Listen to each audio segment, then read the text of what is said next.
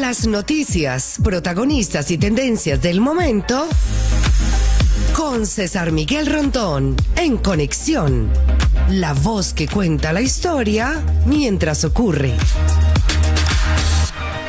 Muy buenos días. 9 en punto de la mañana de este jueves 15 de febrero del año 2024. En este momento, a las 9 en punto de la mañana, hora del este, Eastern Time, usted está escuchando En Conexión por Éxito 107.1 FM, la emisora del sur de Miami, Territorio Éxitos.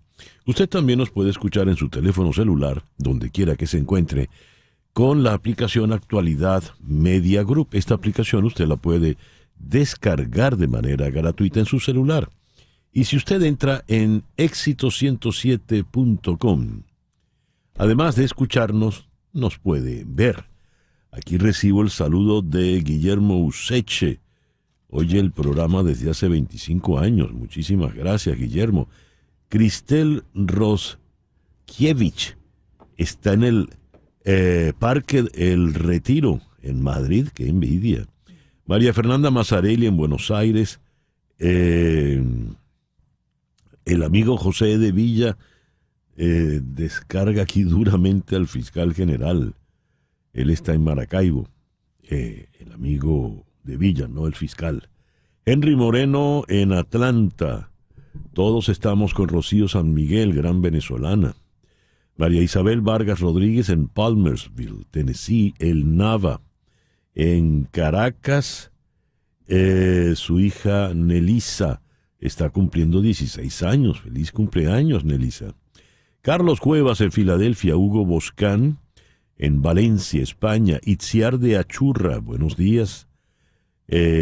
Justin Miranda en Denver, Colorado. Nelson Cardoso en Valencia, pero la Valencia venezolana. Guillermo Lozada en Johns Creek. Doña María Alicia Sifontes, siempre tan consecuente, en Caracas. Sonia Osuna en Manresa. ¿Manresa en dónde? ¿En Cataluña? ¿O en dónde? María Alejandra Alfonso en Gainesville. Luis Hurtado, buen día, desde el tapón del Turnpike en Miami. ¿Cómo estará ese trancón? Juan Acuña está en Houston. Saeda Bon está en Orlando. Yoya en Toronto. Le manda besos a Barbarita. Rocío Cisneros también está en Canadá, aunque no nos dice la ciudad. Gerardo Serrao en El Doral. Magali Hernández en Dublín. Nuestra querida Chere Ramos reportándose desde Caracas. María Morales también pendiente de Rocío San Miguel. Jesús Grajirena en Caricuao. Caramba, gracias a tantos amigos que reportan la sintonía de En Conexión Radio.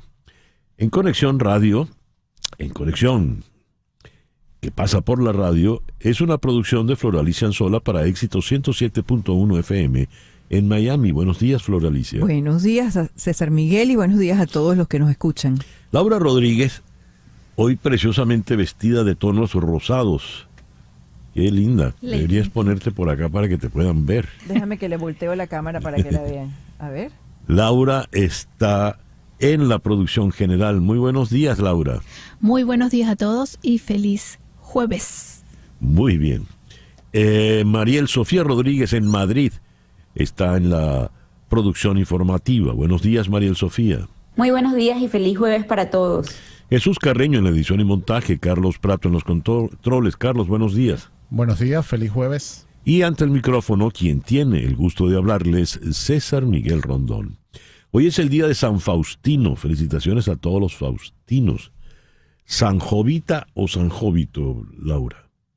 Aquí dice San Jovita, pero debe ser Santa Jovita. En todo caso, felicitaciones a los jóvitos y jovitas. San Mauro Abad, San Juan Calibita, San Pablo primer ermitaño, no San Pablo el padre de la iglesia, y San Decoroso, Decoroso como nombre.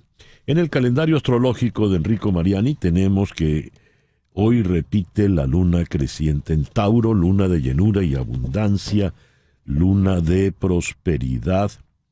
Es la luna, dice acá, para iniciar actividades que sean sólidas y duraderas, de las que se esperen importantes y abundantes beneficios. Es una buena luna para cortarse el cabello, para lograr un crecimiento sano y abundante. Es una buena luna para adquirir bienes muebles o inmuebles, para invertir dinero. Es una buena luna además para todos los placeres sensoriales. Y advierten que las decisiones que se tomen con esta luna serán muy difíciles de cambiar. Luna creciente en Tauro, Sol en Acuario este jueves 15 de febrero del año 2024. Hoy es el Día Mundial del Niño con Cáncer. El objetivo es crear conciencia y sensibilizar a las personas sobre una enfermedad que lamentablemente afecta a muchos niños y jóvenes. Asimismo, para ayudar a sus familias a que sus hijos tengan un diagnóstico oportuno y el debido tratamiento, y esto a su vez les brinde derecho a la vida. Es el Día Mundial de la colangiocarcinoma. El colangiocarcinoma, también conocido como cáncer de las vías biliares, ocurre principalmente en personas mayores de 50 años. Claro, advierten que puede darse en cualquier edad. Esto afecta los tubos delgados que transportan la bilis del líquido digestivo. Conectan con el hígado, la vesícula biliar, el intestino delgado. Es el Día Mundial del Hipopótamo. Se considera el tercer mamífero más grande de la Tierra, después del elefante africano y la ballena azul. Es el Día Mundial de la Antropología y el Día Internacional del Síndrome de Angelman, que afecta a niños. Los síntomas se empiezan a detectar después del 6º mes. El programa del día de hoy promete ser por demás interesante. Vamos a comenzar en Caracas con la abogada Andrea Santa Cruz, de la ONG Civilis Derechos Humanos, y vamos con ella a abordar la situación de Rocío San Miguel. No le podemos perder la pista a esto. Dice la doctora Santa Cruz: a Rocío San Miguel la detienen en una política de Estado venezolano de criminalizar las organizaciones de la sociedad civil y a sus miembros. Vemos una escalada en la profundización de la criminalización y la represión. Rocío San Miguel, Javier Tarazona y todos los presos que se encuentran detenidos por ejercer su derecho deben ser liberados de manera inmediata. Aquí en Miami vamos a conversar con la internacionalista María Teresa Romero. El ministro de Exteriores de Rusia, Sergei Lavrov, visitará Cuba, Venezuela y Brasil, que buscará que en Caracas, ya lo hablaremos. La también internacionalista, la licenciada Brenda Estefan, en Ciudad de México, nos va a conversar sobre un artículo interesantísimo que recién ha publicado, donde se ocupa, dice, el título es "De confusiones de Biden y cosas peores", y destaca Estefan temas preocupantes. Las voces razonables en la política estadounidense parecen inaudibles. Y analiza esa disyuntiva terrible que tienen los ciudadanos americanos de elegir entre Biden y Trump. En Santo Domingo vamos a conversar con el economista Alejandro Grisanti. Entra en vigor la suspensión de la licencia al oro en Venezuela tras la reimposición de las acciones, y luego vendrán las del petróleo. ¿De qué manera esto va a impactar en la economía venezolana? Será nuestro tema de conversación. Recién vimos un documental animado, Caminos a Ninguna Parte, producido y dirigido por Héctor Torres, el codirector de La Vida de Nos. Interesantísimo, de verdad. Cuenta varias historias de venezolanos que emigraron, pero al ser con dibujos animados toma un carácter muy, muy interesante. Y nuestro foro del día de hoy lo vamos a dedicar a algo que nos afecta a todos en algún momento de la vida. tomar decisiones trascendentales. ¿Por qué le tenemos miedo a tomar decisiones trascendentales? Todos los días tomamos una decisión, desde que nos levantamos, qué camisa me voy a poner, qué camisa no me voy a poner, qué voy a desayunar, qué no voy a desayunar. Pero de repente, por fin, ¿me atrevo a emigrar o no me atrevo a emigrar? ¿Me atrevo a invertir el dinero que tengo, poco o mucho, en tal cosa o en tal otra? Ese tema lo vamos a abordar con el doctor Héctor Vizcarrondo, médico psiquiatra aquí en Miami, y con la psicólogo clínico Mariana González Velázquez en Santiago de Chile. Ese será nuestro foro para el día de hoy, jueves 15 de febrero. En el año 399 a.C., al gran Sócrates le tocó tomarse la cicuta, condenado por corromper las mentes de los jóvenes de la ciudad y por impiedad. Y él decidió pues que si así lo consideraban, se tomaría la cicuta. Estamos hablando de Sócrates, quien fue el maestro de Platón y luego el maestro de Aristóteles. Estamos hablando del filósofo más importante que siembra todas las coordenadas del pensamiento para Occidente, nada menos y nada más. El 15 de febrero de 1564 nació Galileo Galilei, astrónomo, filósofo, matemático, físico. Fue el que descubrió los cuatro de los satélites de Júpiter, y al descubrir que habían satélites que orbitaban en torno a Júpiter, dijo, ¿y por qué estamos nosotros pensando que Júpiter y el Sol orbitan en torno a la Tierra? Eso no es así. Eso lo había afirmado previamente Copérnico, y por supuesto Galileo también entró en problemas con la Iglesia. El 15 de febrero de 1898 en el puerto de La Habana se hunde en el acorazado Maine. Tuvo mucho que ver en esto William Randolph Hearst, el ciudadano al que después le haría la película Orson Welles. Pero ahí se desata la guerra entre Estados Unidos y España. España termina perdiendo Cuba, Puerto Rico, Filipinas y Guam, sus últimas colonias. El 15 de febrero de 1942, la Alemania nazi inicia la operación Westindien. La operación tenía como objetivo interrumpir el suministro de petróleo venezolano a los Estados Unidos. En el mismo contexto de la Segunda Guerra, el 15 de febrero, pero 3 años después, en 1945, el entonces presidente Isaías Medina Angarita le declara la guerra al Eje como requisito para participar en la Conferencia Fundacional de Naciones Unidas, en sustitución de la Sociedad de Naciones. Venezuela había permanecido neutra precisamente por ese problema del petróleo. El 15 de febrero del año 2009 se realiza un referéndum en Venezuela donde se aprueba la reelección inmediata de cualquier cargo de elección popular. Ese era el empeño de Hugo Chávez para reelegirse hasta que muriese, como en efecto ocurrió.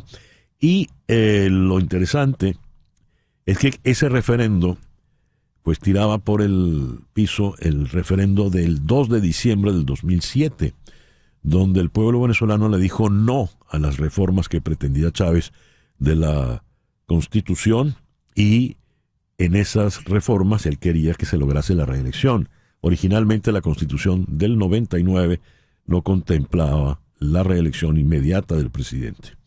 El año pasado, el 15 de febrero del 2023, falleció Raquel Welch, tenía 82 años, fue la bomba sexy de los años 60, participó en muchas películas donde su virtud actoral, su virtud histriónica no era muy notoria, pero sus virtudes físicas sí. La película que la da a conocer es 1,000,000 Years BC, 1,000,000 de años antes de Cristo, donde se suponía que era una mujer del Paleolítico, vaya usted a saber.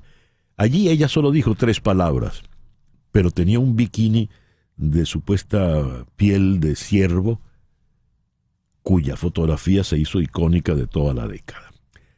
Vamos a la música. El 15 de febrero de 1944 nació Mike Avery, el baterista de aquel gran grupo británico, The Kinks. Al año siguiente, en 1945 y también el 15 de febrero, nació Ricardo Maldonado. Si yo le digo Ricardo Maldonado, usted no tiene idea, pero si yo le digo que se trata de Richie Ray.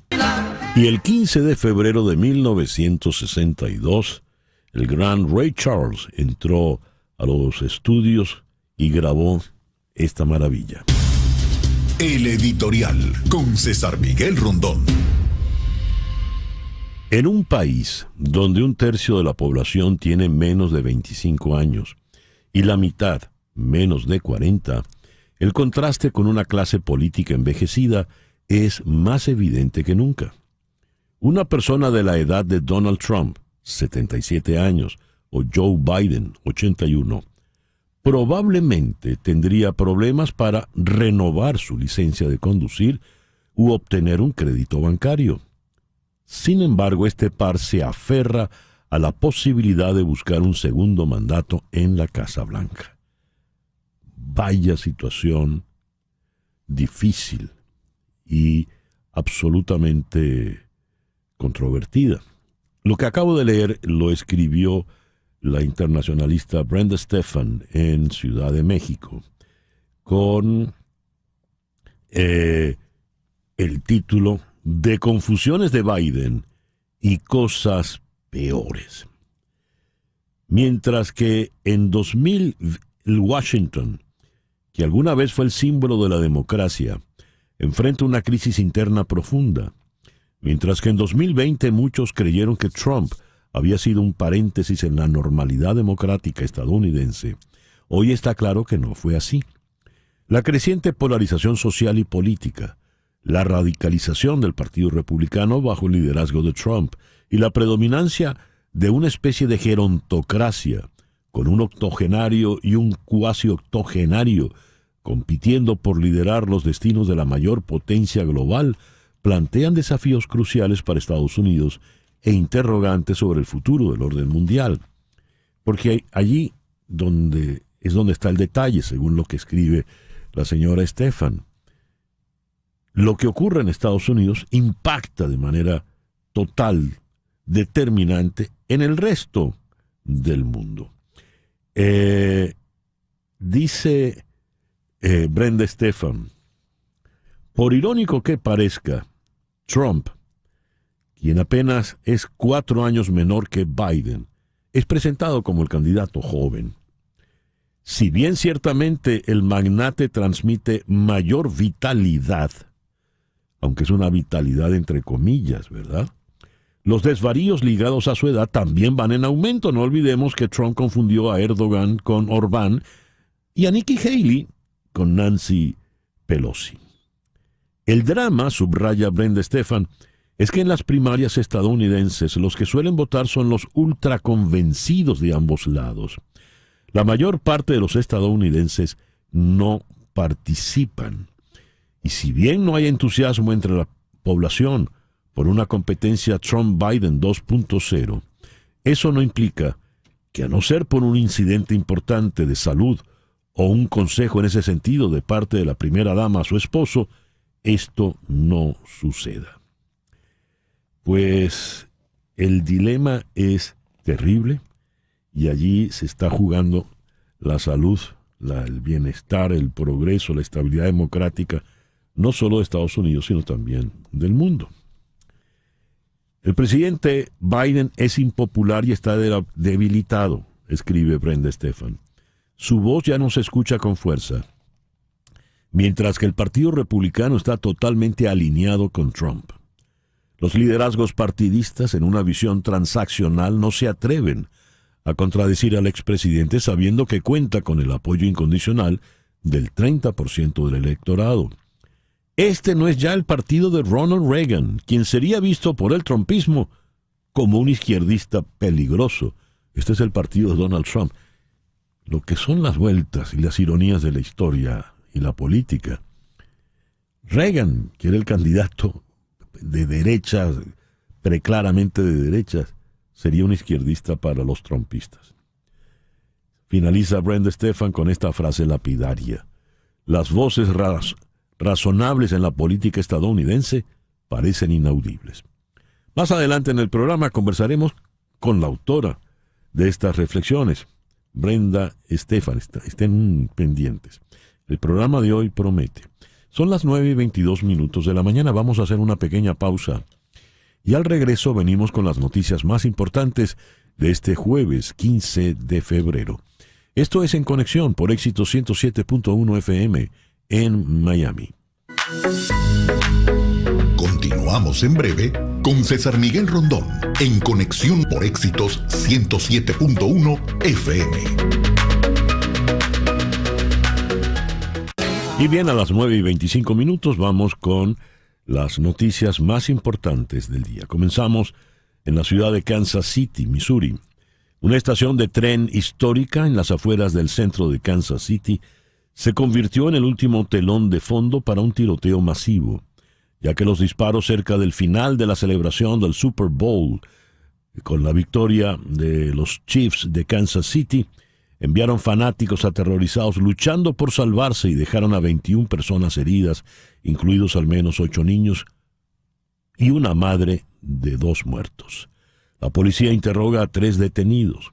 Kansas City ha luchado durante mucho tiempo contra la violencia armada y en el 2020 fue una de las 9 ciudades atacadas por el Departamento de Justicia en un esfuerzo por tomar medidas enérgicas contra los delitos violentos. En 2023, la ciudad igualó un récord de 182 homicidios, la mayoría de los cuales involucraron armas. Estados Unidos y varios países árabes están preparando una propuesta que incluiría un cronograma firme para el establecimiento de un Estado palestino, según informó The Washington Post, mientras que un asesor clave de los Emiratos Árabes Unidos declaró a The New York Times que los países de la región estaban considerando entregar el poder en Gaza a un líder palestino independiente bajo una fuerza árabe de mantenimiento de la paz. Sin embargo, las conversaciones sobre el intercambio de rehenes y el alto al fuego fracasaron y el primer ministro israelí Benjamín Netanyahu ordenó a sus negociadores que no se reincorporaran a las discusiones. Los dos acuerdos, aunque aparentemente en diferentes plazos, están inextricablemente vinculados. La clave es el acuerdo de rehenes, dijo un funcionario estadounidense al Post. En Venezuela, el fiscal general Tarek William Saab dio ayer declaraciones sobre el caso de Rocío San Miguel, abogada y defensora de derechos humanos, quien desapareció forzadamente el pasado 9 de febrero. Cito las declaraciones de Saab. La detención ocurre por aparecer ella mencionada como parte de la conspiración por uno de los militares detenidos, cita textual para Saab, tras mencionar que uno de esos militares era Angelo Heredia, quien fue detenido arbitrariamente el 14 de diciembre del 2023 y presuntamente confesó ser parte de la operación llamada Brazalete Blanco. Ella tenía una misión como parte de esa trama Brazalete Blanco. Su misión en la operación era comunicar en tiempo real los avances de las acciones terroristas que se irían desarrollando. Es en función de su implicación en este caso que ha sido detenida, dijo textualmente Saab. En paralelo, atacó las denuncias que múltiples organizaciones no gubernamentales de Venezuela hicieron en torno a la detención de la defensora de derechos humanos. Dijo Saab, se ha pretendido vender su detención realizada en el marco de una investigación penal y con motivo de una orden de aprehensión como una desaparición forzada. Todo para enlodar el sistema de justicia y la democracia venezolana. Delinquen al decir mentiras. Lo insólito, luego de haber leído esto, es como bien titula el diario El País de Madrid. Todo aquel que dude de la trama de conspiración, de todo aquel que dude de que en efecto hay una campaña, un plan conspirativo, Brazalete Blanco, pues estará delinquiendo. El abogado Joel García, también en Caracas, informó anoche que fuerzas de seguridad del Estado estaban en la casa de la presidenta de Control Ciudadano, Rocío San Miguel. Su hija Miranda Díaz, quien fue excarcelada con medidas cautelares, se encontraba en el lugar. Me informan que en este momento están allanando la residencia de Rocío San Miguel, dijo el abogado García. Su hija Miranda Díaz se encuentra en el lugar. Minutos después alertó sobre la posibilidad de que los cuerpos de seguridad estén sembrando evidencias o que se trate de una incautación del inmueble. Al respecto escribió el historiador Elías Pino Iturrieta en la red X. El detalle en los allanamientos en Venezuela no es lo que encuentren las fuerzas de seguridad, es lo que dejen. La inflación anual en Argentina aumentó al 254% a pesar de que la inflación mensual de enero disminuyó respecto del mes anterior. El presidente Javier Milei, que calificó el aumento de precios de horrible, no ha logrado obtener apoyo legislativo para su proyecto de ley económico. En respuesta, ha recortado el gasto y los subsidios estatales mediante decretos ejecutivos, lo que ha provocado tensiones con el Congreso y los gobernadores estatales de todo el país. Aún así, los recortes son solo una fracción del casi 5% del PIB en gastos que Milei ha tratado de eliminar. El expresidente Donald Trump se enfrenta hoy a 2 audiencias de alto riesgo en tribunales separados por cientos de kilómetros. Una audiencia es en Nueva York. Se refiere a su presunta falsificación de registros de pago por el dinero entregado a la actriz de cine para adultos, léase porno, Stormy Daniels, durante las elecciones de 2016. La otra audiencia no tiene que ver directamente con Trump, pero podría tener implicaciones en su caso penal en Georgia. La fiscal de distrito del condado de Fulton, Fannie Willis, está acusada de tener una relación personal inapropiada con Nathan Wade, el fiscal principal del extenso caso de interferencia electoral en Georgia. Se espera que Trump haga una aparición hoy en Manhattan para el primero de los casos. Rishi Sunak se enfrenta hoy a una doble prueba electoral que podría desencadenar una mayor división en su partido conservador y socavar su intento de impedir que el Partido Laborista tome el poder en una votación en todo el Reino Unido prevista para este año. Perder cualquiera de las elecciones especiales sería un gran revés para el primer ministro, dado que los conservadores defienden una mayoría significativa en ambas cámaras. Tras el éxito del hundimiento de un buque ruso de la flota del Mar Negro, Ucrania se prepara ya para nuevas ofensivas en varios sectores del frente, mientras las tropas del Kremlin acumulan fuerzas en la región sureña de Zaporilla. Mientras, en Bruselas, los ministros de defensa de la OTAN se reúnen para tratar el desarrollo de la invasión rusa de Ucrania, en una cita en la que también intervendrá el titular ucraniano de defensa, Rosten Umerov.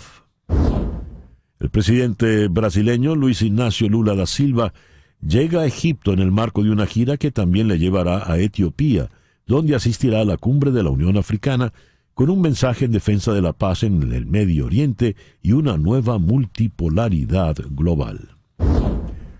Se cumple un año de que el régimen de Daniel Ortega retirara la nacionalidad a los escritores Sergio Ramírez y Gioconda Belli, al obispo auxiliar de Managua Silvio Báez, al excomandante de la Revolución Luis Carrión, a la legendaria guerrillera sandinista Dora María Telles, a la veterana defensora de derechos humanos Vilma Núñez, al ex canciller Norman Caldera, al periodista Carlos Fernando Chamorro y a otros 86 nicaragüenses acusados por delitos considerados traición a la patria. Y aquí en Miami tenemos noticias del módulo Odiseo de la empresa privada Intuitive Machines, que despegó desde la península de Florida con destino a la Luna, cargado de instrumentos de la NASA, en lo que se espera sea el primer alunizaje estadounidense en más de 50 años desde el Apolo 17. Y ahora a las 9:34 de la mañana vamos con nuestra primera entrevista de hoy. Vamos a Caracas, donde está la abogada Andrea Santa Cruz, miembro de la ONG Civilis Derechos Humanos. Andrea, muy buenos días. Muchísimas gracias por atendernos en la mañana de hoy. Hola, buenos días. Andrea, ¿qué se sabe a estas alturas del caso de Rocío San Miguel? Bueno, se sabe muy poco. La información que se ha tenido oficialmente es las declaraciones que dio ayer Tarek William Saab, que fueron unas declaraciones altamente criminalizantes hacia las organizaciones de la sociedad civil venezolana en su denuncia sobre la desaparición forzada de Rocío San Miguel. También queremos destacar que ha habido una detención arbitraria evidente en este caso, no solo por las graves violaciones al debido proceso, el derecho a la defensa, entre otros, sino también porque Rocío está siendo incluida en un proceso penal. Creemos que por su labor como defensora de derechos humanos. Y esto lo creemos porque, de nuevo, la información no ha sido del todo clara, a los abogados no se les ha permitido acceder al expediente. Entonces, bueno, la información es lo poco que hemos podido ir obteniendo de fuentes públicas y de los abogados defensores. Declaraste a AFP, Andrea, a Rocío San Miguel la detienen en una política del Estado venezolano de criminalizar las organizaciones de la sociedad civil y a sus miembros. Vemos una escalada en la profundización de la criminalización y la represión. Me gustaría que ahondaras en ello y voy a agregar a tu declaración lo que titula hoy El País en Madrid. El chavismo amenaza con procesar a quien ponga en duda el supuesto golpe contra Maduro. Tenemos que dar por cierto todo lo que diga el fiscal, el gobierno venezolano. Andrea, por favor. Sí, bueno, hemos estado observando esta política en contra del espacio cívico, de las organizaciones. Vemos una posibilidad de un cierre absoluto. Ya Civicus, que es una organización internacional, ha calificado al espacio cívico venezolano como cerrado, pero creemos que ese cierre se puede profundizar en tanto que vemos no solo la situación de Rocío San Miguel y su detención, sino también la amenaza de la aprobación de una ley de fiscalización, regularización, actuación y financiamiento de las ONGs y afines, que implica en definitiva la inexistencia de las organizaciones hasta que pues se pongan a derecho, cumpliendo unos requisitos que son prácticamente imposibles de cumplir. Esto pues viene marcado por un proceso progresivo de cierre, pero que sin duda lo que estamos viendo es una aceleración en lo que ha ocurrido. Ahora, cuando el fiscal Tarek William Saab dice que señalar que una desaparición forzada es un acto de que estamos delinquiendo quienes lo hemos hecho, es totalmente incorrecto. Ejercer derechos humanos, la defensa de derechos humanos es un derecho en sí mismo. La libertad de asociación, que podamos asociarnos y estar en organizaciones de la sociedad civil, también es un derecho. La libertad de expresión es un derecho. Entonces, ejercer derechos no es cometer delitos. Y el fiscal criminaliza el ejercicio de la defensa de derechos humanos y trata de decirnos, de imponernos, que porque él diga que no se le han violado los derechos a Rocío San Miguel, no se le han violado. Y eso no es aceptable. Es evidente que si la persona fue detenida el 9 de enero, y es presentada conforme a sus declaraciones, el 9 de febrero y presentada el 12 de febrero, pasaron 3 días. La Constitución establece que una persona debe ser puesta frente a un juez en 48 horas. Evidentemente, no se cumplieron los lapsos. Rocío San Miguel no pudo tener a su abogado de confianza, en consecuencia se violó el derecho a la defensa. Eso es evidente, incluso en el marco de las declaraciones de Tarek William Saab. El estar incomunicada es fundamental para decir que hay una desaparición, porque la desaparición forzada implica una detención, que es lo que el Estado, después de transcurridas más de 48 horas, aceptó que estaba ocurriendo. Y ocurre también que cuando hay esa desaparición, pero no se dice dónde está la persona y se mantiene excluida de la protección de la ley, esa desaparición se perfecciona. Y eso es lo que ocurrió en el caso de Rocío San Miguel. Andrea, esta ley contra las ONGs, ¿qué pretende? ¿Acabar, eliminar a todas las ONGs? Sí, así lo dice la misma ley, establece que se declaran inexistentes todas las organizaciones de la sociedad civil y no solo, y aquí es importante destacar que no va solo contra las organizaciones que defendemos derechos humanos, va incluso contra organizaciones que están vinculadas a temas educativos como Fe y Alegría, u organizaciones vinculadas a asuntos empresariales que tratan de ayudar a personas en temas de salud. O sea, es muy amplio lo que pretende afectar esta ley. Nosotros creemos que se pretende con estas políticas del Estado de criminalizar, reprimir, perseguir, estigmatizar, en definitiva intimidar y establecer represalias en contra de las organizaciones de la sociedad civil. Incluso a través de esta ley, lo que procura es el cierre definitivo del espacio cívico y dejar, que esto es lo más importante, dejar a la población sin apoyo, sin asistencia, dejarlos solos en un contexto como el que vive Venezuela en estos momentos. Ayer, cuando las organizaciones de la sociedad civil, con la vocería de defensores de derechos humanos, protestan, llama la atención que eran todas mujeres. ¿Por qué? ¿Qué característica tiene la mujer venezolana a la hora de defender los derechos humanos? Además, estamos hablando de defender los derechos de otra mujer, muy valiente, como lo ha sido Rocío San Miguel. Sí, ayer justo Marta Tinedo, que fue una de las voceras, hablaba de la experiencia diferenciada para las defensoras y este caso en particular, la situación de detención de Rocío. Las defensoras de derechos humanos, tenemos la característica de ser valientes y creo que todo el que ejerce la defensa de derechos humanos tiene esa cualidad. Eso no significa que no haya temor y que no haya una afectación en este momento viendo a nuestra colega en esta situación, pero sí hay una gran disposición en avanzar, en no quedarnos callados, en seguir nuestra labor, nuestro trabajo, y creo que eso es una característica en general de la mujer venezolana, que persevera y que sigue actuando a pesar de las dificultades.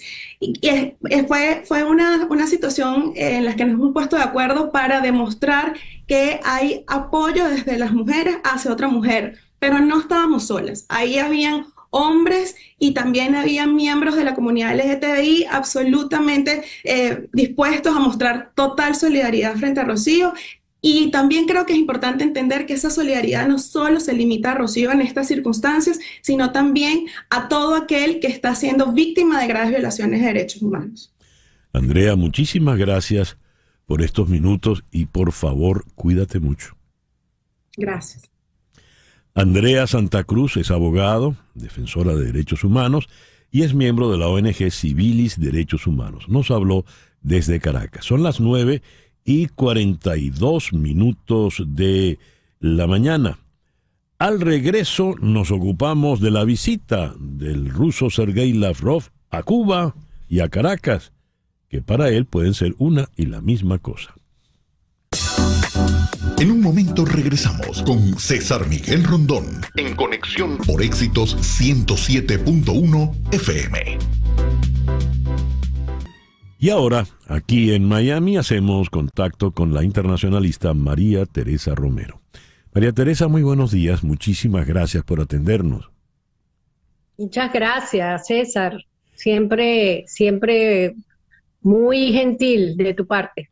María Teresa, el 19 el señor Lavrov va a Cuba y de Cuba irá a Venezuela para reunirse tanto con Nicolás Maduro como con la señora Delcy Rodríguez, que ya han tenido varios encuentros.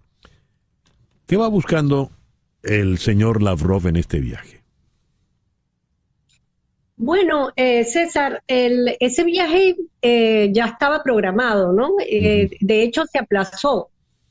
En abril del año pasado también fue el canciller ruso a Venezuela, a Cuba, etcétera, ¿no? Es como que periódicamente hace su gira por los países aliados.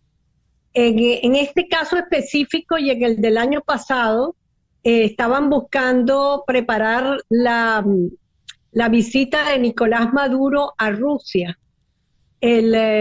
Putin invitó públicamente y personalmente, públicamente a Maduro para que fuera a Rusia, y eso se ha aplazado. Entonces dicen que van a volver a que están gestionando todo y en cualquier momento se da esa visita, ¿no? Pero hay otros puntos también importantes, ¿no? Sin lugar a dudas, ¿no? La la posibilidad de las sanciones, que regresen las sanciones a Venezuela. Recordemos que Venezuela, en el marco de América Latina, es el principal socio comercial y militar de Rusia, sobre todo militar. Está también el problema del Esequibo, que está ahí latente. Venezuela tiene una presencia militar en la frontera. Es decir, hay varios puntos y además me imagino yo, esto por supuesto ellos nunca informan bien por qué se da la visita, pero me imagino yo que en el marco de esta ofensiva política que tiene Maduro hacia la oposición venezolana en general, la oposición democrática, pues vienen también a ver cómo manejan eso. Y como siempre, el tema que los une políticamente, que es las relaciones con Estados Unidos. Y recordemos que hay un cambio de de consejero en Estados Unidos, y el que viene dicen que es de mucho más línea dura que Juan González, que era el que estaba hasta ahora viendo que el diálogo de Barbados prácticamente está muerto, que viene una estrategia dura entre ambos países. Por supuesto que Rusia siempre está enterado de esto, ¿no? Ahora, María Teresa, en el caso de las sanciones, y mencionaste el caso del Esequibo, la postura rusa es un tanto particular con relación a Venezuela, ¿no? Como lo es la de Cuba, por ejemplo. Sí, porque tienen también intereses en Guyana y tienen buenas relaciones. Yo no creo que se vayan para ninguna, por más que las declaraciones del canciller ruso y de otros personeros allá sean de total apoyo. En el caso de las sanciones, no han dicho nada del total apoyo a Venezuela en relación al tema del Esequibo. Más bien han tratado de bajarle el tono, ¿no? Pero bueno, sabemos perfectamente que Venezuela lo que está jugando ahí, César, digamos, es una amenaza para que el gobierno de Guyana vuelva a las negociaciones y a las relaciones bilaterales directas, cosa que no va a pasar, y que es muy difícil que Venezuela así meta toda la artillería y todas las armas que quiera allí en la frontera. Va a ser muy difícil que eso realmente resulte en una guerra o que vaya más allá de una amenaza militar. Ya. María Teresa, muchas gracias por estos minutos en el programa de hoy. Gracias a ti, César, siempre con ustedes. Saludos. María Teresa Romero, internacionalista, nos habló aquí en la ciudad de Miami. Son las 9:51. Las noticias de este momento en Conexión Radio. ¿Qué noticias tenemos en este momento, Flor Alicia? Sí, que esto se quedó pegado aquí y no me abre. Aquí estoy. La canciller de Ecuador, Gabriel Sommerfeld, y su homólogo de Colombia en funciones, Luis Murillo, reafirmaron el compromiso de los dos países con la institucionalidad democrática, el Estado de Derecho, la seguridad ciudadana, la paz social y el combate a la delincuencia organizada y transnacional. Así lo señaló el Ministerio Ecuatoriano de Relaciones Exteriores y Movilidad Humana en un comunicado difundido hoy, en el que informó sobre la reunión de los cancilleres en Bogotá el miércoles. Estamos hablando del canciller de Ecuador y el canciller de Colombia. Y tenías también una información sobre el módulo que han lanzado, ¿verdad, Flor Alicia? Sí, la tenía. Déjame buscar. El módulo Odiseo. Puedes empezar tú allí, que lo estoy moviendo aquí. Sí, es que yo estoy redactando y módulo, aquí está. Un módulo de aterrizaje lunar desarrollado por una empresa estadounidense, lanzado desde Florida en un intento por llevar a cabo el primer aterrizaje lunar realizado por una empresa privada, está ya pues en vías de lograrse. Odiseo de Intuitive Machines despegó a bordo de un cohete SpaceX Falcon 9 y aterrizará cerca del polo sur de la Luna en una semana. Recordemos que ya la India lo había hecho con mucho éxito. El lanzamiento pone de relieve la creciente dependencia del gobierno de los Estados Unidos de las empresas privadas antes del regreso previsto de los astronautas de la NASA a la Luna en el año 2026. La estrategia renovada está impulsada en parte por el costo. Escucha esto.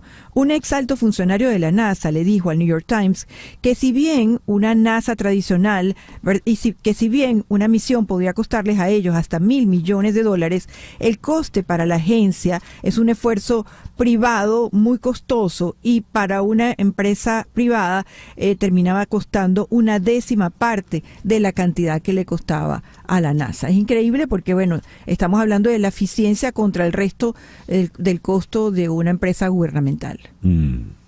Gracias, Flor Alicia. Leí esto temprano al momento de hacer nuestro comentario editorial.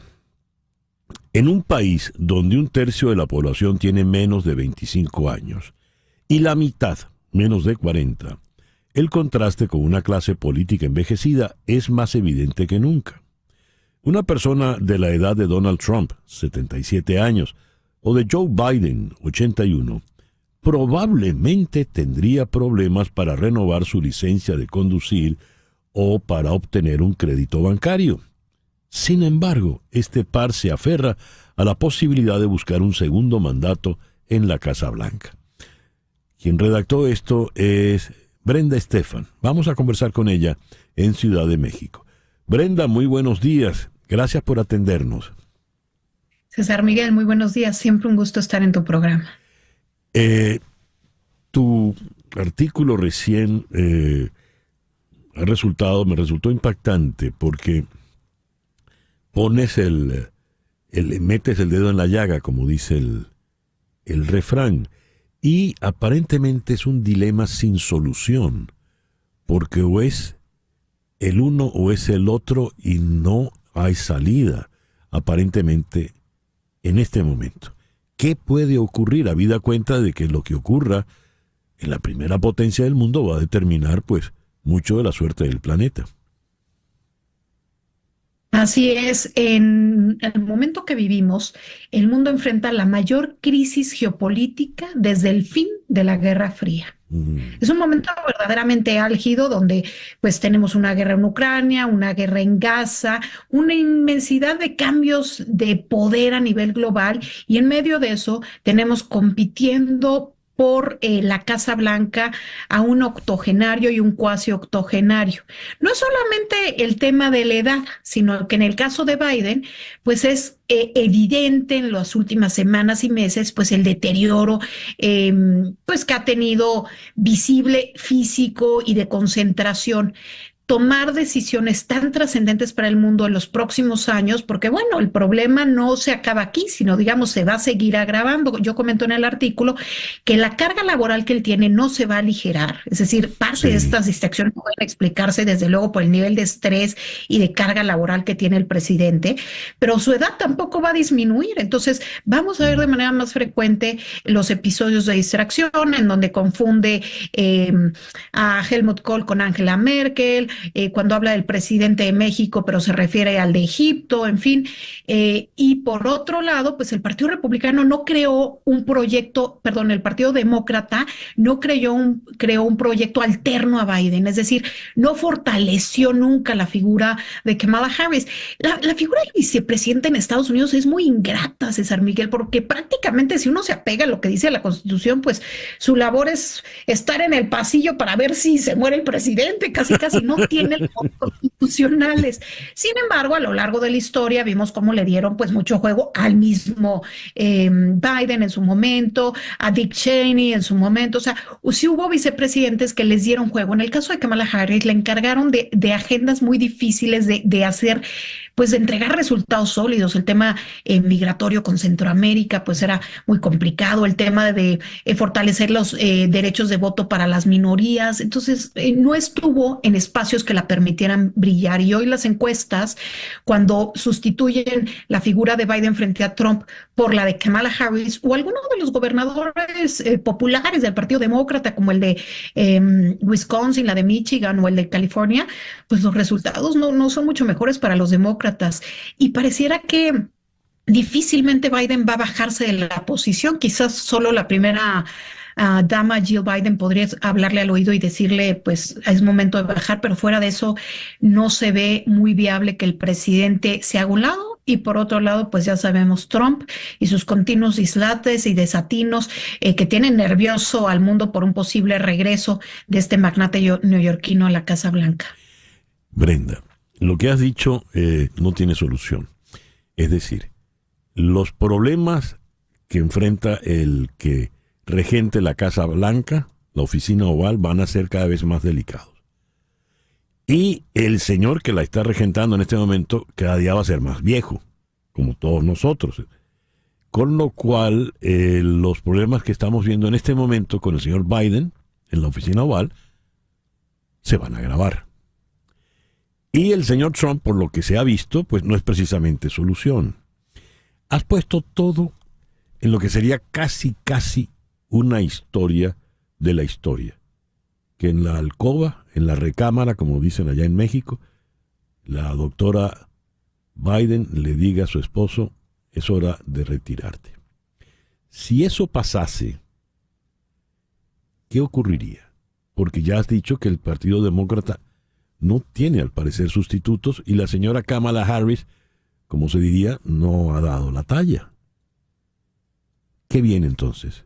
Pues como no hay una figura demócrata de reconocimiento nacional amplio que pudiera tomar la batuta en este momento, es una tarea que no hizo el Partido Demócrata a lo largo de estos 4 años, sabiendo que inevitablemente Joe Biden pues iba a seguir envejeciendo, no se creó este proyecto.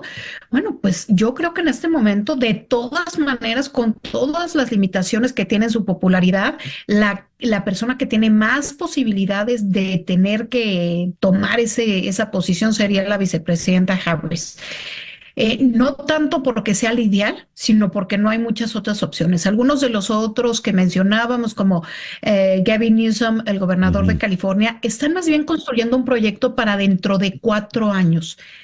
¿Podrían adaptarse en este momento? Quizás. Estamos hablando de que faltan 8 meses para la elección, es el 5 de noviembre. Es poco tiempo para dar a conocer una figura, para pues popularizarla, en fin.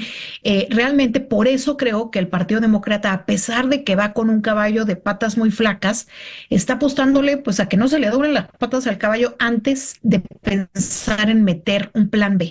Sin embargo, pues lo decíamos también en el artículo, la prensa estadounidense ya comienza a especular sobre que ese plan B se haga pues indispensable.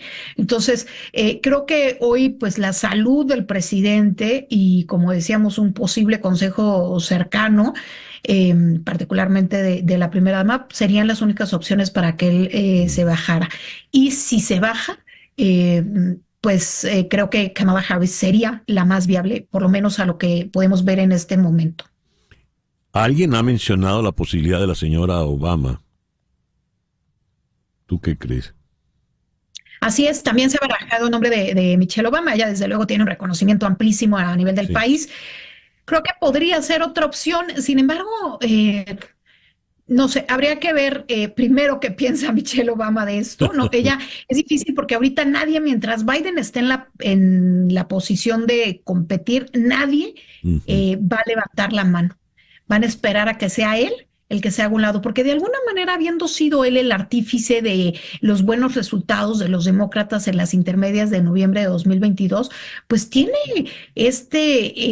pues plus que le ayuda a decir, bueno, pues yo puedo competir. Y por otro lado, el hecho que de frente el que compite sea Trump cambia las cosas. Si bien muchos veían, incluso yo creo él mismo se veía a Biden como un presidente puente, para que llegara alguien más, como un presidente de un solo término, la realidad es que al regresar Trump a la batalla, pues esto cambia las cosas. Yo creo que Biden en su momento pensó que su sucesor natural a nivel de dinastía política, digamos, era su mismo hijo Beau. Sin embargo, pues como sabemos, él muere de cáncer en 2015 y esa posibilidad se esfuma. Y el mismo hijo Beau le dice, si va Trump, tienes que ir tú a hacerle frente. Yo creo que en la cabeza del presidente esto está ahí pendiente y también, claro que en la cabeza del presidente está el tema de que hace 4 años Trump le negó el triunfo, le dijo, usted me negó el triunfo, esto no es legítimo, y entonces hay una especie de agrado por la revancha de los dos lados. Me parece que Trump está contento que del otro lado sea Biden, y Biden dice, si del otro lado está Trump, yo tengo que estar acá. En fin.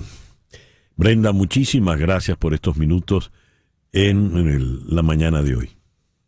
Gracias a ti, César Miguel. Siempre un gusto estar con ustedes. Igual. La licenciada, la internacionalista Brenda Estefan desde Ciudad de México. Una pequeña pausa y ya regresamos con nuestro foro en la mañana de hoy. Ese miedo inmenso a tomar las decisiones importantes en la vida. ¿Cómo enfrentarlo? Esto es En Conexión por Éxito 107.1 FM en Miami. Una pausa y regresamos con César Miguel Rondón en Conexión. Leo este texto de la psicóloga española Úrsula Calvo. Tomar decisiones forma parte de cada momento de nuestras vidas. Desde el momento en el que despiertas y decides apagar el despertador e iniciar tu día. Decidir qué vas a desayunar, qué ropa vas a llevar hoy o qué camino escoger para ir al trabajo.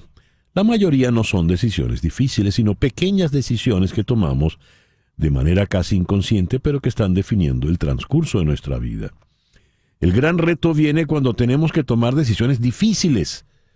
Cuando hablamos de decisiones difíciles, generalmente se trata de situaciones en las que se nos complica todo. ¿Qué es una decisión difícil? Por ejemplo, la que les pasa por la cabeza a muchos venezolanos. ¿Emigro o no emigro? ¿Me quedo o me voy? O en otros contextos más normales, ¿invierto el dinero aquí o lo invierto en tal otra cosa? O ¿qué dices, Laura? ¿Me caso o no me caso? El de Laura es más difícil. ¿Me caso o no me caso? En fin, las decisiones trascendentales, ¿por qué nos cuesta tanto tomarlas? ¿Por qué le tenemos miedo a tomar esas decisiones? En Santiago de Chile está la psicóloga clínica Mariana González Velázquez. Mariana, muy buenos días. Muchísimas gracias por atendernos. Buenos días, un gusto. Y aquí en la ciudad de Miami está el médico psiquiatra, el doctor Héctor Vizcarrondo. Héctor, muy buenos días. Gracias por acompañarnos. Hola, César. Un placer estar con ustedes. A ver, ¿por qué ese miedo? ¿Qué es lo que nos asusta? Comienzo con Mariana González allá en Chile. Bueno, lo primero es equivocarnos, que hubiese alguna otra mejor opción que no las perdimos. Entonces eso siempre nos da miedo, nos da terror.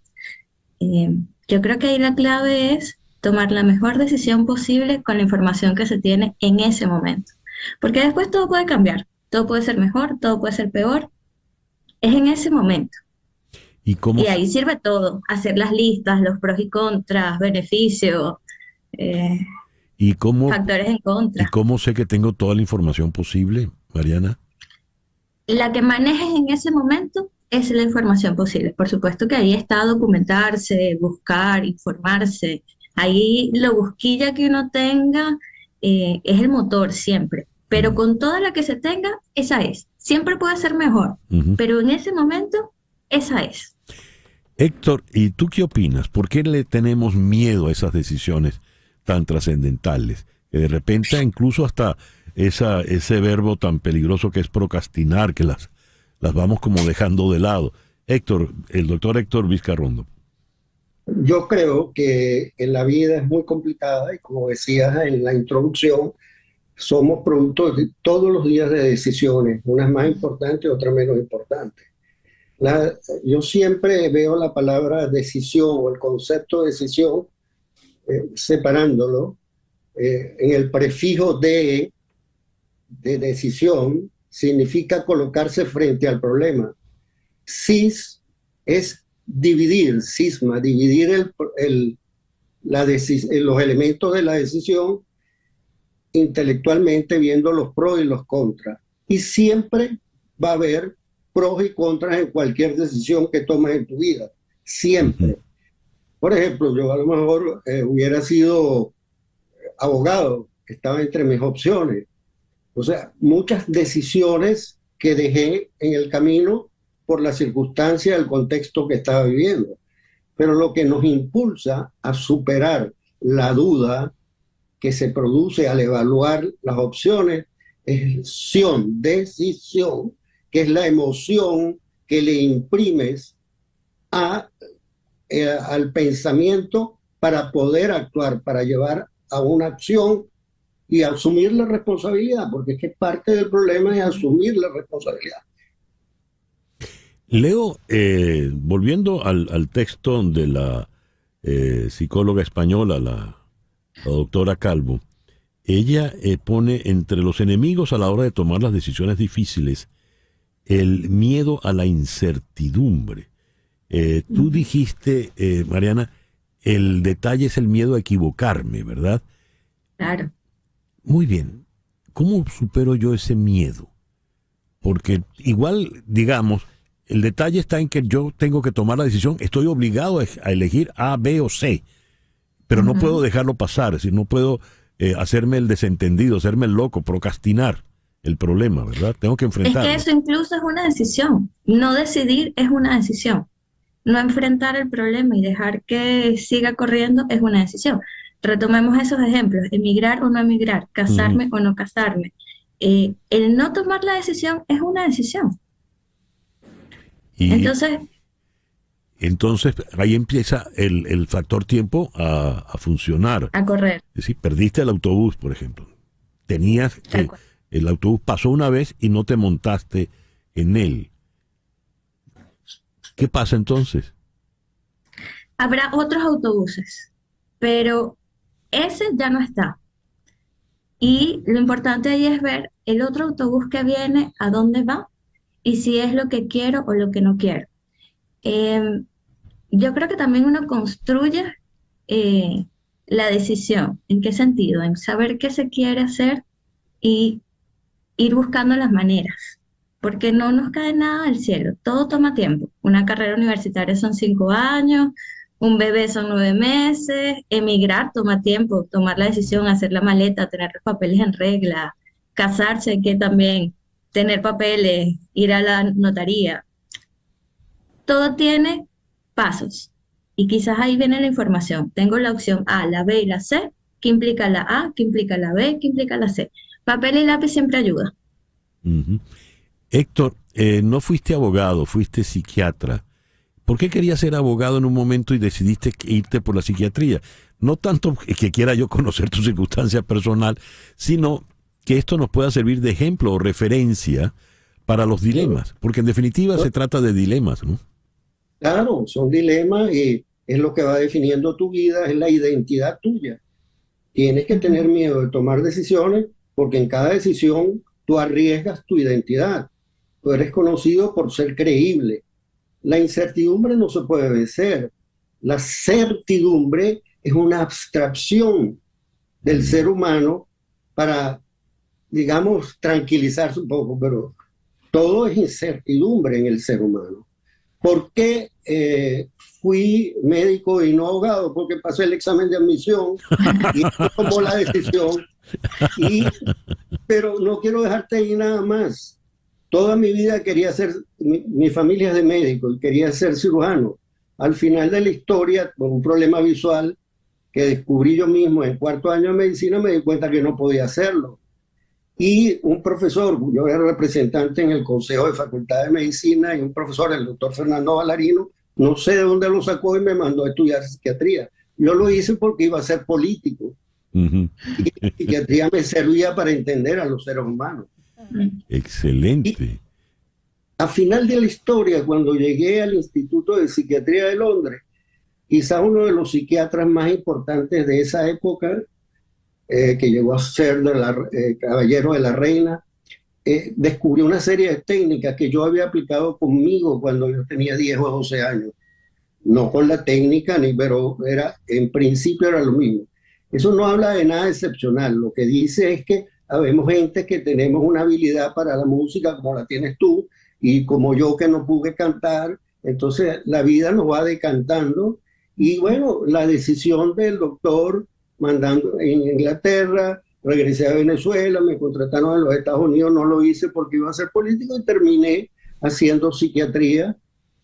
Como le decía a una de tus productoras, yo no sé si soy psiquiatra o antipsiquiatra, porque hoy en día cuestiono muchísimas de las visiones que están más manejadas por el mercado y por la venta de medicamentos que por la comprensión del ser humano. Hablando de la duda, tenemos que tener en cuenta el gran maestro de la duda, que fue un profesor de psiquiatría conocido por usted, que se llama William Shakespeare. Ese señor realmente tocó la duda mejor que cualquier psiquiatra. Ahí está un ejemplo de cómo conocer el ser humano. Hoy en día, con la inteligencia artificial, se prenden todas las luces de emergencia. ¿Será o no será? ¿Podremos controlarlo? Sí. El cerebro es multidimensional. Detrás de cada palabra hay una emoción. Y esa emoción fue cultivada cuando no existía el lenguaje.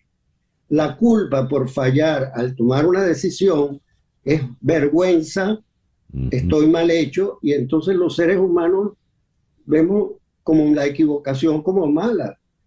Edison iba por el experimento número 100 y decía, estoy más cerca de la solución. Ha fallado 100 veces. En inglés se dice mistake, es decir, no lo agarraste, pero lo vuelves a agarrar más adelante. Es decir, los errores nos enseñan, no nos deben atemorizar. Los colegios están organizados de una manera convergente y que crea mucho. Bueno, yo echando broma, yo digo que yo vivo de los daños que hacen los colegios.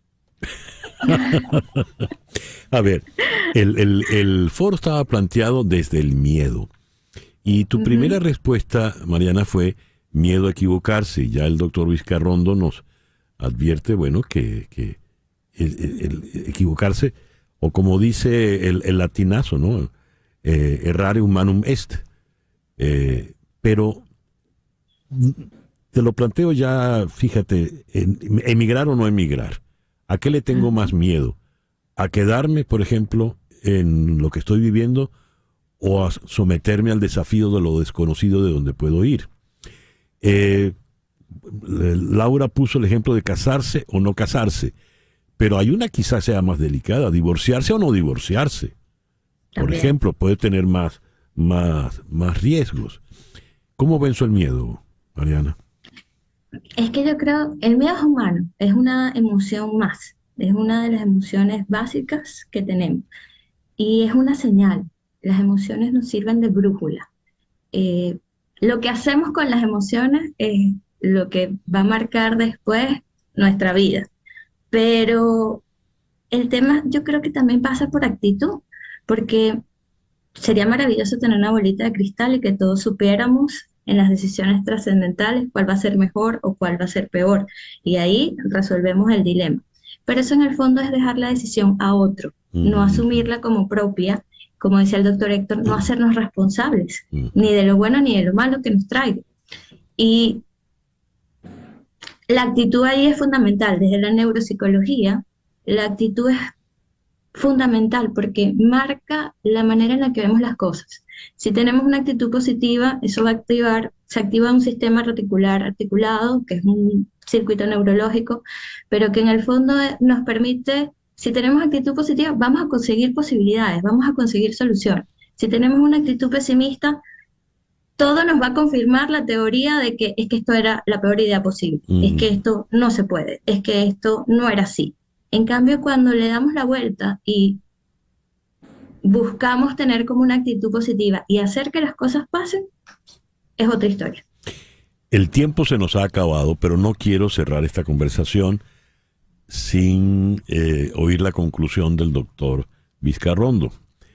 Héctor, el maestro de psiquiatría William Shakespeare le puso a Hamlet to be or not to be, that is the question, y ya sabemos qué pasó con Hamlet. Pero ¿qué pasa con cada uno de nosotros al momento de decidir? Lo que dijo Mariana es cierto. El detalle está en que estamos obligados a decidir somos nosotros y no las circunstancias que nos rodean. Claro, yo creo que hay que aceptar, como lo dijo ella, y el error, hay que aceptar que esas cosas pasan, hay que borrar. Hay un concepto que yo manejo que se llama functional delusion. Delusion, la traducción en psiquiatría vendría a ser delirio. O sea, es un false, una verdad falsa, una creencia falsa. Es decir, tener fe es una creencia falsa. ¿Por qué tienes fe? ¿Qué va a pasar mañana? Porque hoy ha habido en el mundo tanto extremismo, producto de centrar las emociones en un grupo, diluir la responsabilidad y poder enfrentar lo complicado del mundo moderno. Hay una cantidad de elementos que están en juego ahí que son importantes, que deben tomarse en cuenta. O sea, tenemos que tener fe, self-confidence, autoconfianza, es la que nos permite realmente vencer lo desconocido. La palabra inseguridad no debe ser compensada con la palabra seguridad. Podemos hablar de márgenes de seguridad. El error no lo debemos ver tan negativo, lo debemos ver positivo, lo debemos ver como una aproximación a la solución. Pero las emociones, y insisto en eso, cuando un niño nace es todo emociones, es una relación entre la madre y el niño, a lo que yo le he dedicado mucho tiempo, donde el contacto y el poderse leer en ese lenguaje primario genera una sensación interior de que yo sí puedo. Esa es la sensación que tenemos que cultivar. En vez de decirle, no sabes matemáticas, no sabes esto, no, te equivocaste, no importa, vamos para adelante. Vamos a echar. Sí, muy bien. Muchísimas gracias al doctor Héctor Vizcarrondo. Muchísimas gracias a la psicóloga clínica Mariana González Velázquez, ella en Santiago de Chile, y el doctor Vizcarrondo aquí un poquito más cerca, en Miami. Gracias a los dos, de verdad. Un gusto. Hasta luego. Chao. Son las 10:24 de la mañana. Hacemos una pequeña pausa y al regreso nos ocupamos del regreso de las sanciones. Valga la redundancia con regresar. Nunca es malo regresar, ¿verdad? Al menos hay que preguntárselo al Odiseo. Esto es En Conexión por Éxito 107.1 FM en Miami. En un momento regresamos con César Miguel Rondón en Conexión por Éxitos 107.1 FM. Staying Alive, sobreviviendo, manteniéndome vivo.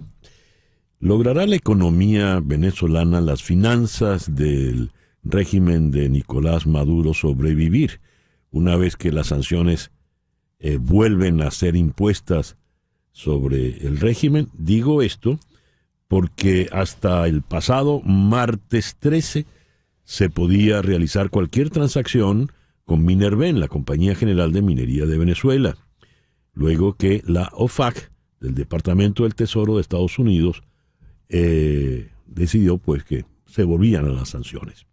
Y después de esto, en abril, vienen las del petróleo.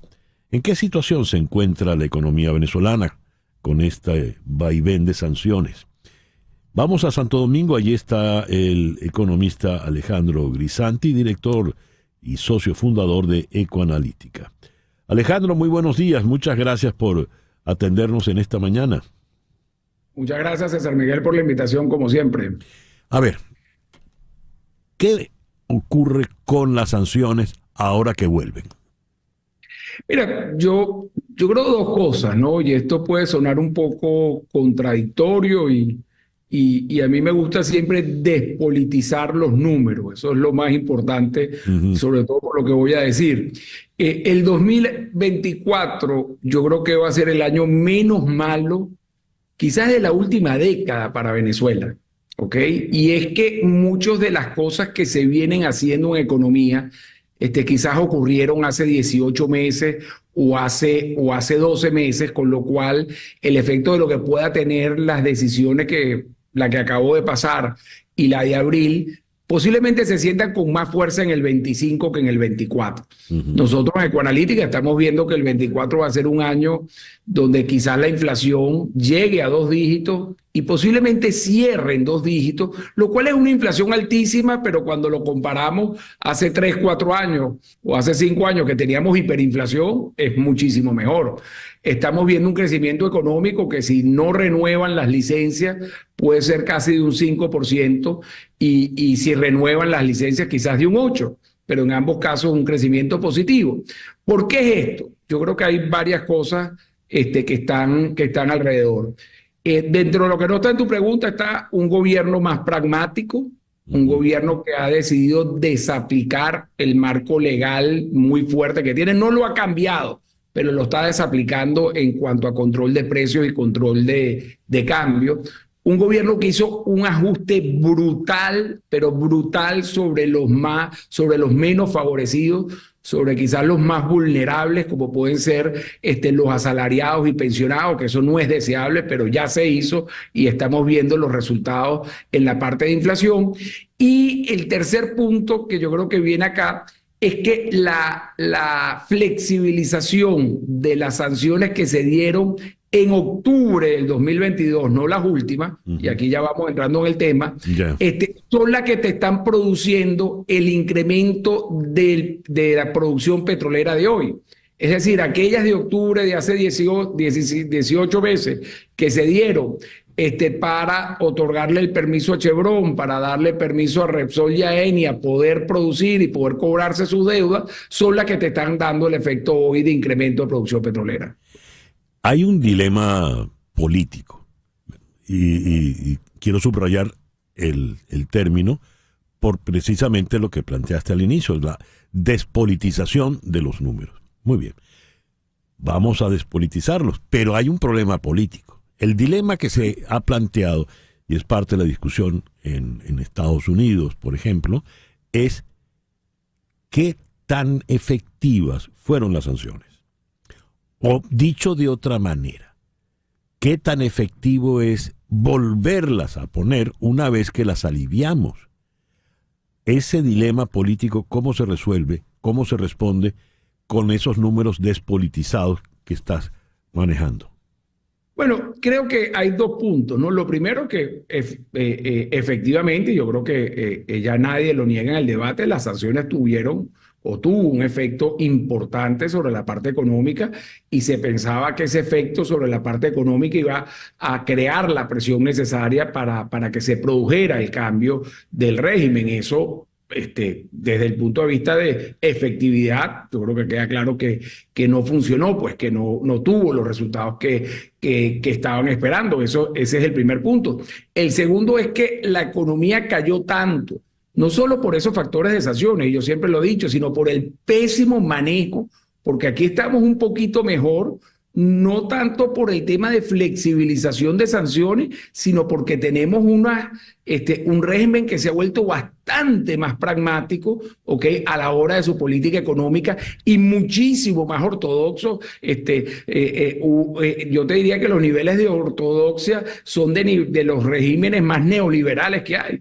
Olvídate que Milei va a poder hacer un ajuste de gasto de la magnitud que lo hizo Venezuela, y tocando quizás a los sectores más desposeídos, como te comenté anteriormente, que creo que fue muy fuerte, y acordémonos que hubo pérdidas de peso, que hubo un éxodo de 7 millones de personas, pues, o sea, ese inmenso ajuste se ocurrió acá, ¿no? Entonces, ¿qué está pasando ahorita? 2 cosas, César Miguel, que creo que son importantes. Lo primero, de lo que hasta ahora se ha dicho, no está planteado a volver a un régimen de sanciones tan estricto como el que tenía Venezuela en el 2019. Se está planteando volver al régimen de sanciones de octubre del 2023, que ya es bastante más flexible que el que teníamos en el 2019 y donde nos hace prever a nosotros que posible incluso no renovando la licencia en abril, la producción petrolera podría seguir incrementándose ligeramente este año, pero no porque hayan, por supuesto, no porque la sanción no tenga un efecto acá, sino porque el efecto no es inmediato y lo que está prevaleciendo sobre el incremento de la producción es la flexibilización que se dio en el 2022. Es decir, por más que frene, el carro tarda en detenerse. Efectivamente. Hay una inercia allí que lo lleva hasta el 2025, digamos. Efectivamente, pero por supuesto que el panorama económico de Venezuela de mediano, largo plazo, cuando uno amplía un poco el análisis, no nos quedamos solo en el 24, sino vemos, bueno, cuánto puede estar la producción petrolera en el 2030, por supuesto que ahí el análisis es totalmente distinto de una Venezuela con sanciones o de una Venezuela sin sanciones. Entonces, en una Venezuela sin sanciones nosotros podríamos volver a producir niveles de 2 millones o más de 2 millones de barriles por día. De una Venezuela con sanciones, yo creo que difícilmente llegamos al millón. Ya. Alejandro, muchísimas gracias por atendernos en la mañana de hoy. Muchísimas gracias como siempre, y bueno, a veces hay que tragar sapo, pero es lo que vemos y es lo que recomendamos. Así, ya lo veo. Alejandro Grisanti, economista, director socio fundador de Ecoanalítica, nos habló desde Santo Domingo. 10:36. Las noticias de este momento en Conexión Radio. ¿Qué noticias tenemos en este momento, Flor Alicia? Esta me resultó particularmente interesante, César, y es un nuevo estudio en Corea del Sur que llevó a la creación de un nuevo tipo de arroz híbrido, utilizando células grasas y músculo de res. Los investigadores creen que tendrán una huella de carbono significativamente menor y será una fuente de proteína más rentable que la carne de res convencional. Los científicos, fíjate lo que hicieron, prepararon este alimento experimental cubriendo los granos de arroz tradicionales con gelatina de pescado y sembrándolos con células madre de músculo esquelético y grasa que luego se cultivaron en el laboratorio. Después de cultivar el músculo, la grasa y el arroz cubierto con gelatina durante 9 a 11 días, los granos contenían carne y grasa en todas sus partes, lo que dio como resultado un producto final que los investigadores creen que podría convertirse en un alimento nutritivo y sabroso. En cuanto al sabor, el investigador principal de Corea del Sur lo describió como una experiencia agradable y novedosa. Habrá que probarlo. Habrá que probarlo, pero imagínate un arroz que te sepa como a carne, que tenga además proteínas de carne. Bueno, en fin. 10:30. Gracias, Flor Alicia. 10:37. Está usted en su camino hacia la Green Card, la tarjeta verde, lograr la residencia en los Estados Unidos. Pues vamos a hablar de PERM, P-E-R-M, y NIW, N-I-W. ¿Qué son estos dos conceptos? Pues nuestra muy estimada María Eduarda Reis, de Canero Fadul Immigration, está con nosotros. María Eduarda, muchísimas gracias por atendernos hoy. Gracias a usted, César Miguel, por tenerme. María Eduarda, ¿qué es el PERM? P-E-R-M. El PERM es el proceso de certificación laboral. Es la ruta tradicional que una empresa, ¿sabes?, extiende una oferta de trabajo a un empleador extranjero, ¿ok? Nosotros, este proceso es como 99% de aprobación, pero es un proceso que se tarda un poco más de tiempo, es más largo, pero tiene la seguridad. ¿Cuánto tiempo suele tardar, María Eduarda? Puede tardar de 2 a 3 años, ¿ok? Sí, la primera fase del proceso no es con UCIS, es con el Departamento de Labor, en que testamos el mercado, vemos si la persona no va a sacar trabajos de americanos, por esto que se tarda, ¿ok? Pero tiene la seguridad que es la ruta tradicional, tiene 99.9% de aprobación, ¿ok? Con el PERM también, ¿ok? La verdad es que el empleador tiene que pagar parte de los procesos por ley, entonces se queda un poco más difícil para extranjeros, ¿sabes?, tener esta opción. Entonces existen otras vías que nosotros también exploramos para las personas que no tienen un empleador que esté dispuesto a pagar los costos de los procesos, pero tiene la calificación y quiere obtener la tarjeta verde, que ahí entramos en la exención de interés nacional, que es lo otro proceso de residencia. Ese es, ¿cómo lo pronuncias? El NIW. Exacto, es la exención de interés nacional. ¿Cómo es esto? ¿Cómo funciona? Básicamente tú no necesitas un empleador. Esta es la diferencia con el PERM. Tú puedes pedir, básicamente es un self-petitioning visa. Entonces usted pide basado en tu educación, experiencia y que la naturaleza de tu trabajo sea como beneficioso para los Estados Unidos de alguna manera, sea la economía, el ambiente, esa educación, cosas así. Es un proceso más corto que el PERM, ¿okay? Porque básicamente tú no trabajas con Departamento de Labor, tú vas directamente a UCIS diciendo, mira, no necesito testar los mercados porque mi trabajo es beneficioso para los Estados Unidos, ¿ok?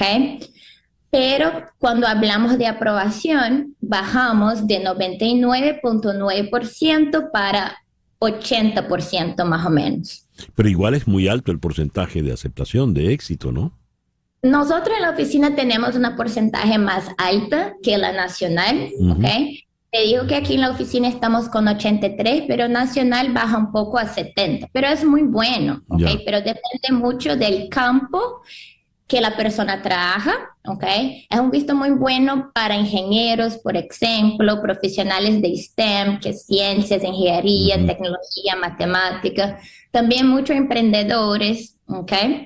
Entonces, estas personas que, ¿sabes?, tienen estas áreas de trabajo, tienen un porcentaje más alto de aprobación. Y el tiempo, el otro, el PERM, 2-3 años, ¿y ¿cuánto tiempo tardaría?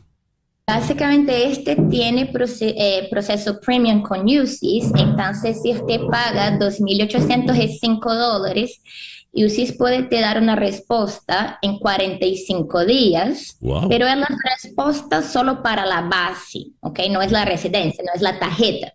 Para la tarjeta después más o menos un año más, entonces la mitad del tiempo más o menos. Pero entonces, claro, si se paga ese dinero, se entra en esa condición premium y puedo empezar a trabajar en 45 días, un par de meses. No empezar a trabajar porque la base para la tarjeta verde no te da permiso de trabajo, te da como elegibilidad para aplicar a la residencia y cuando tú aplicas a la residencia, tú vas a recibir un permiso de trabajo. Entonces, para empezar a trabajar se tarda un poco más, pero es la mitad del tiempo del PERM. Yo tengo que estar fuera de Estados Unidos para hacer cualquiera de estos dos trámites, María Eduarda. Tú puedes hacer de fuera o de aquí, como tú prefieres, pues no impacta donde tú estés. Muy bien. Escucharon ustedes que el promedio que tiene la oficina de Canelo Fadul es más alto que el promedio nacional. Por ello, la recomendación es que toque la puerta de Canelo Fadul. Allí va a estar Michelle Canero, va a estar María Eduarda Reis atendiéndole. Solicite su cita por el 305-579-9218.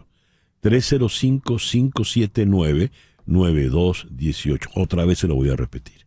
305-579-9218. Y si usted dice que está llamando de mi parte, esa primera consulta le va a salir como María Eduarda. Gratis. Muchísimas gracias, María Eduarda. También puede usted escribir a inmigraya@canerofadul.com. Muchísimas gracias, María Eduarda. Gracias a usted. María Eduarda Reis, de Canelo Fadul Immigration. 10:44 de la mañana, una pequeña pausa. Y al regreso vemos una película documental, pero con dibujos animados. Caminos a ninguna parte. Continuamos en breve con César Miguel Rondón en Conexión por Éxitos 107.1 FM. Recién días atrás vimos, y lo vimos en la pantallita que tiene el teléfono celular, que es una pantalla mínima, ¿no? Muy reducida. Y aún así, viéndolo en una pantalla tan pequeña, no pudimos dejar de verlo desde el comienzo hasta el final. Es una película, un documental hecho con dibujos animados muy, muy ingeniosos. Una película de Héctor Torres titulada Caminos a ninguna parte. Y trata casos reales de venezolanos que emigraron. Héctor Torres está con nosotros ahora, así que vamos a Caracas para conversar con el escritor y codirector de La Vida de Nos, que es como la gran productora detrás de esta película, Caminos a ninguna parte. Héctor, muy buenos días. Muchísimas gracias por compartir con nosotros esta mañana. Gracias a ti, César Miguel. ¿Qué tal? ¿Cómo estás? Muy bien. En primer lugar, felicitaciones. Quedó una película hermosa, contundente, que atrapa, y creo que su mensaje pues arropa. ¿Cómo fue la idea? ¿Cómo llegaron a concebir Caminos a ninguna parte? Bueno, en principio este es un proyecto de La Vida de Nos, como bien dijiste. La idea nuestra siempre ha sido buscar todos los formatos posibles para contar la realidad venezolana a partir de las voces de sus propios protagonistas. Entonces en el equipo estaba esta idea de hacer este documental y bueno, todo nace en efecto de una investigación, hicimos una investigación grande que fue dirigida por Albor Rodríguez, que mi socia y periodista de larga trayectoria. ¿Cómo no? Con un equipo encontramos 14 casos y de allí escogimos 6 y ese fue el trabajo que se hizo, una investigación a fondo de historias de migración, bueno, tristemente con desenlaces trágicos. Ese fue el punto de partida, pues, o sea, ya teníamos la idea de hacer un documental animado, no sabíamos hacerlo. Afortunadamente el cine tiene esa maravilla que uno se reúne de gente que sí sabe hacer las cosas, que tiene experiencia haciéndolas, y empezamos a buscar el equipo para hacerlo. Dimos con el director de arte, Octavio Villegas, dimos con la directora de casting, Rosana Hernández, y así pues ellos nos fueron ayudando a dar con el equipo y bueno, igualmente los músicos, Paola Di Girolamo y Zamora, el nombre del chico no lo recuerdo, y bueno, fue un equipo maravilloso, unas 15 personas trabajaron en esto, y bueno, un trabajo más o menos de un año para llevar estos testimonios a voces inicialmente y luego a personajes que pudieran verse. Ya. A ver, dice, leo en esta gacetilla, Caminos a ninguna parte es un retrato de la cara más dura de la migración durante los años comprendidos entre 2015 y 2022, periodo signado por problemas como desabastecimiento, represión, inestabilidad social, hiperinflación y pandemia. Todos los finales no son felices, ocurren, es decir, no se llega a ninguna parte, por eso el título de la película. ¿Por qué hubo ese norte a la hora de decidir el proyecto y no buscar algún final medianamente feliz?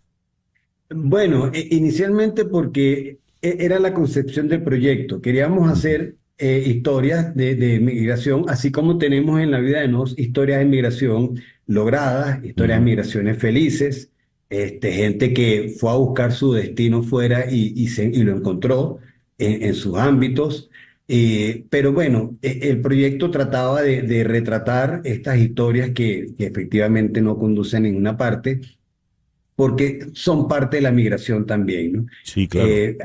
Una de las cosas que nos ocurrió fue que en un principio uno de los personajes, cuando contactamos a sus familiares, porque estaba reciente el hecho, estaba en redes, los familiares en principio no querían, pero luego contactaron a la periodista y les dijo, mira, sí, vamos a colaborar con esto porque queremos que otros muchachos sepan que esto también pasa.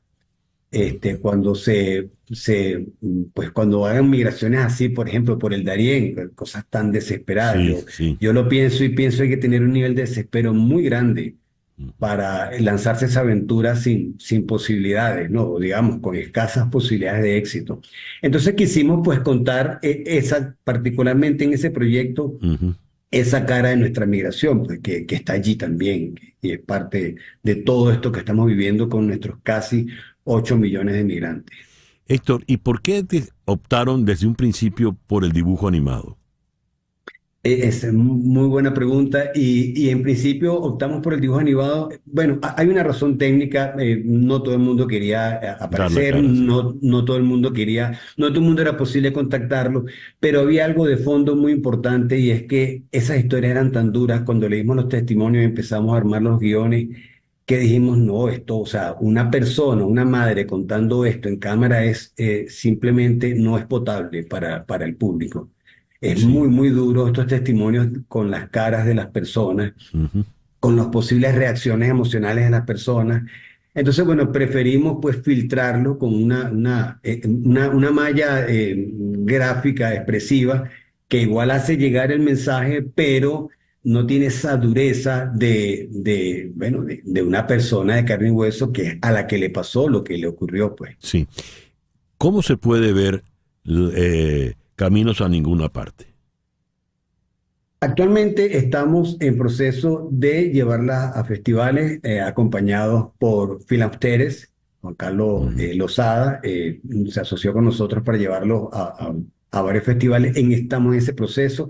En la semana aniversaria de los 7 años de La Vida de Nos la abrimos durante esa semana para que la gente la pudiera ver. Eventualmente estamos dispuestos y abiertos a que la gente nos contacte. Mira, yo tengo un grupo interesado en ver el documental y quisiéramos hacer un cineforo y lo organizamos con todo gusto, pero estamos todavía viendo la posibilidad de conseguirle un espacio en alguna plataforma de streaming.